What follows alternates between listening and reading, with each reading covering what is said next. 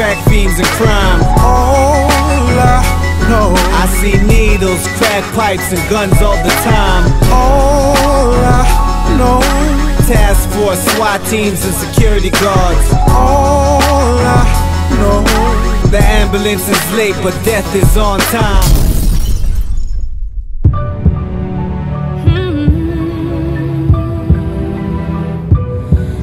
Feel my heart. Greetings, Toronto. It's Proverbs. I'm here with Elder Kafle and Donavan Samuels, and what I want to do is give you an introduction to the elders in our community that are doing great things, and recognize that there are more than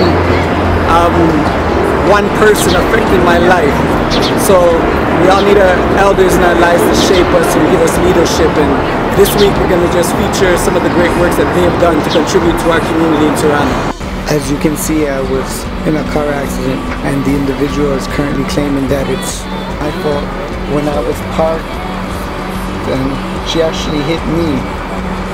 So I got some extensive damages to my truck, and you can see that I had to call the tow truck, and I also got a ticket for leaving my vehicle unattended.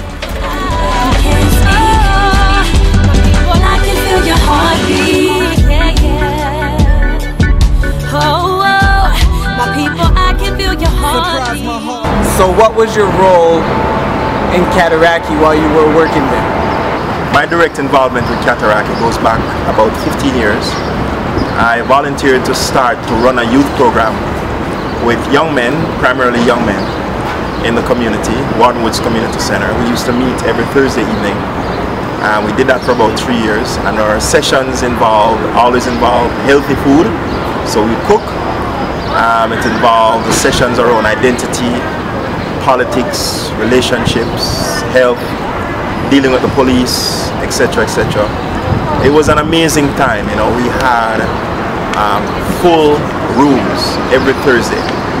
We had young people who came, who used to live in the community, who had now relocated to the West End or to Pickering, who would come specifically for the sessions on Thursday nights.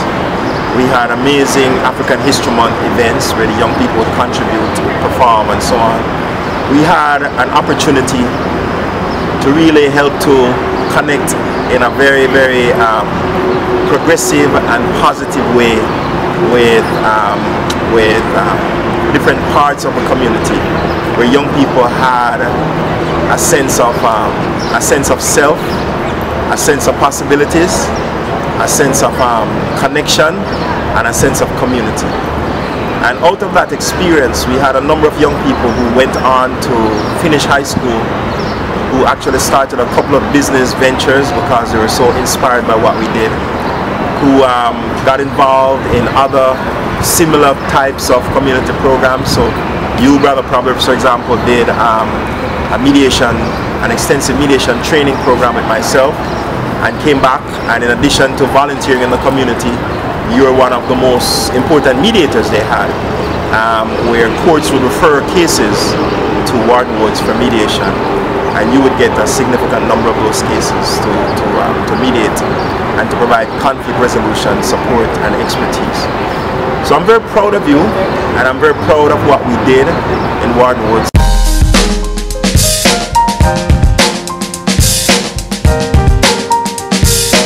Put the camera away and get over here and help, okay? This is a shot of a lifetime, buddy. Yeah.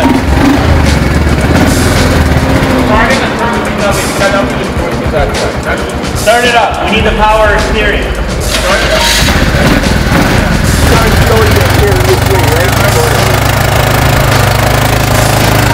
Are you in neutral? Neutral? Park brake down.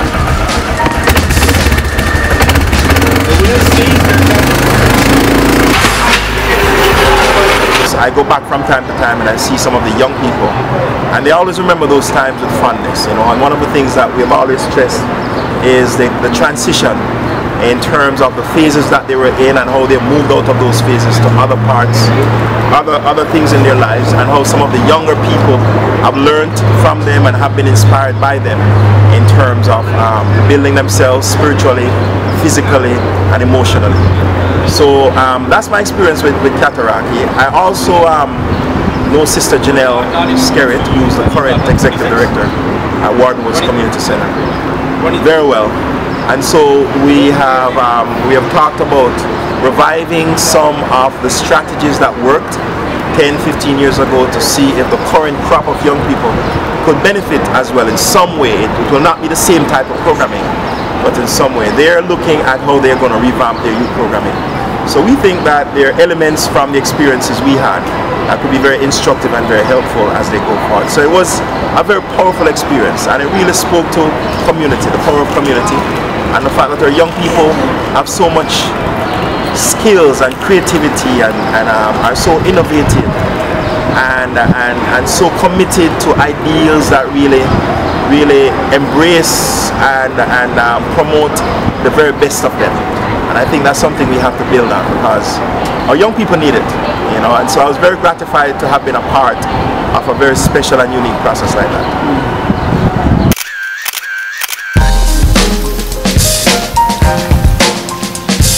Toronto Housing album cover video shoot.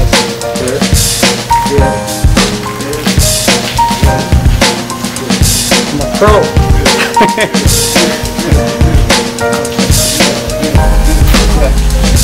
Witnesses coming on your Saturday morning. Get them. Zoom in. Donavan, you used to work for Toronto Housing. Guilty as charged. What was that experience like in Cataraqui specifically? You know, so that's a difficult question to answer, because it's twofold. There is the experience of working within TCHC, and there's the experience of working within TCHC within Cataraqui, right? TCHC as an organization going through a transition. I worked there for a year and a half, and worked with some incredibly talented people, but within a system that didn't always meet the needs of the clientele that it served.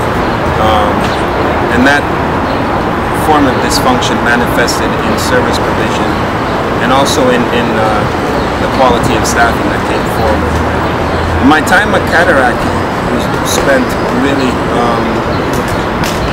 and to be very frank with you, I worked with the people who worked in the community, but I do my work not from a desk. I think it's more important to be on the ground and supporting and mentoring the leaders to do the work and helping them to transcend the work from simply being transactional to being relational, right? Building relationships with the leaders in the community, the leaders being the next generation, the future. So my work there was really about identifying and engaging the folks who worked with me and the folks who we all were tasked with serving, and building an equitable relationship. So it was around identifying young leaders, identifying areas of focus in terms of what are the things they need to build on to be successful. How do they need to see their life, right? So as much as it's a place-based question, it was about supporting people to rise above the block and to really see themselves as citizens of this city, citizens of this country, and supporting them in gaining the necessary mobility required to step off to great things, but making sure that they're anchored to their community, knowing that their greatness is because of their lived experiences within those communities, right? You're a prime example of that. If I could, I'd flip the camera and ask you the same question. What's basically the possible problems for the vehicle at the moment? Okay, so far we know we have an inner and outer tie rod that is bent. We're obviously going to have to do an alignment. The vehicle doesn't want to roll, so we might have a problem with the front drive shaft or differential. But also I put on here as well that when we do the alignment, there's a possibility of a bent control arm, and again, just because of the impact, right? So that's what you got so far, and call her up, let her know what I've written down here for you. Thank you very much. No problem. Poverty and my parents stressed, trying my best to clean up my mess, but now I got pains in my chest. It's Bobby's Photography. #1 photography in the city. Support the brother. No, that's right. Proverbs #1. Well, Toronto, that's all our time. Thank you for tuning in. So my name is That didn't work. That was priceless.